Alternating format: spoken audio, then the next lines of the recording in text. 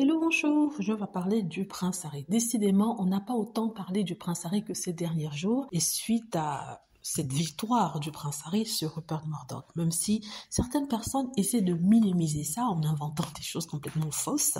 Par exemple, que c'est le prince William qui était le premier à dénoncer Murdoch, pourtant ce n'est pas le cas, il n'a pas dénoncé, il a fait des accords, il a gardé tout ça secret. Et bien avant lui, il y avait malheureusement une jeune fille qui avait été tuée en Angleterre et justement Murdoch les personnes qui travaillaient pour ces chaînes avaient piraté sa boîte aux lettres, faisant croire à sa famille qu'elle était toujours vivante. Ça a été un scandale et c'est ça qui a déclenché toute cette enquête sur Murdoch et ses journalistes. Alors, comme je disais, ils essaient de minimiser la victoire du prince Harry. La première fois, ils disaient que non, le prince Harry a failli à son principe, ou ses principes, parce qu'il avait dit qu'il allait jusqu'au bout. Pourtant, ils savent très bien que le prince avait dit qu'il souhaitait que les tabloïds prennent la responsabilité des actes et reconnaissent qu'ils avaient fait quelque chose de répréhensible. C'est ce qu'ils ont fait dans la lettre d'excuses qu'ils avaient présentée non seulement au prince Harry, mais aussi à sa maman. Et après ça, comme ils ont vu que ça ne prenait pas, ils sont passés à autre chose.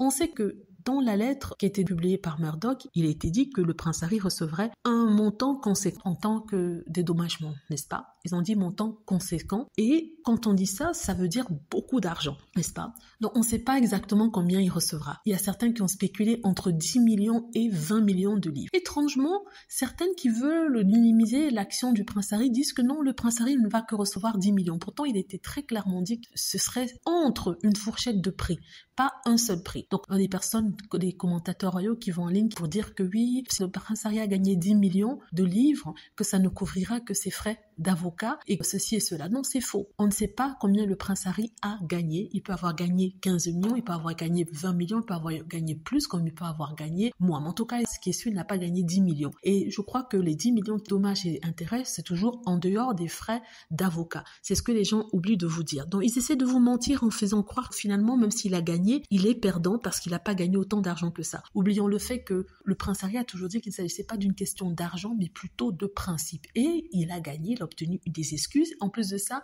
paiement d'une somme assez conséquente. Somme que jusqu'à aujourd'hui, on ne sait pas et qui ne doivent pas inclure les frais d'avocat. Ça, j'en suis sûre. C'est ce que je voulais dire ici. N'écoutez pas ce qu'ils disent. Ils essaient tout le temps de minimiser tout ce que le prince Harry et Meghan Markle font parce qu'ils ne veulent pas que l'étoile de Meghan Markle et du prince Harry brille. Mais malheureusement pour eux, ça brille. C'est aussi simple que ça.